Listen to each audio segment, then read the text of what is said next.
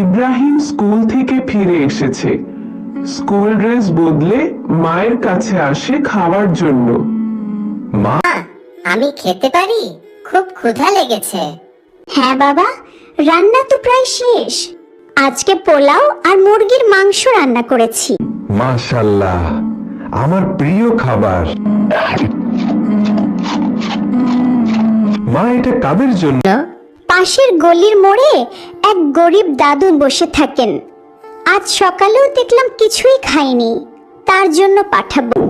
মা, আমি কি নিজে দিয়ে আসতে পারি? নিশ্চয়ই পারো, আল্লাহ খুশি হবেন, কিন্তু খেয়াল রেখো তার সম্মান যেন কষ্ট না পায়। ঠিক আছে মা। ইব্রাহিম হাতে টিফিন বক্স নিয়ে গলির মোড়ে হাঁটছে।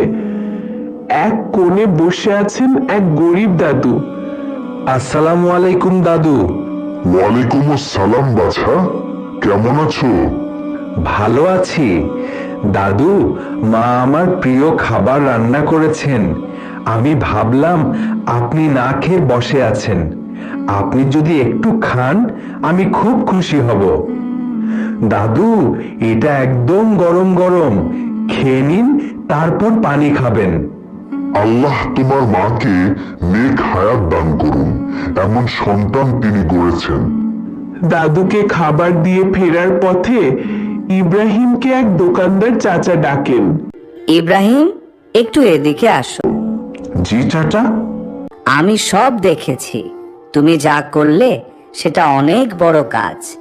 এই চকলেটটা রাখো, আল্লাহর জন্য তুমি করেছো, কিন্তু আমি চাচ্ছি একটুখানি পুরস্কার দিতে। না চাচা, মা বলেছেন আমরা যা দেই সেটা শুধু আল্লাহর জন্য হতে হবে। আমি যদি কিছু নিই তাহলে হয়তো আমার পুরস্কার কমে যাবে। বাহ, তুমি তো তো আসল হিরো। আজ তোমার কাজে আমি খুব গর্বিত। মা, দাদুর চোখে পানি দেখে আমার মন কাঁদছিল, কিন্তু ভালো লেগেছে। আল্লাহ বলেন, যে কেউ একটি ভালো কাজ করে আমি তাকে 10 গুণ পুরস্কার দেব। তাহলে আমি 10টি পুরস্কার পেলাম। ইনশাল্লাহ আরো অনেক বেশি।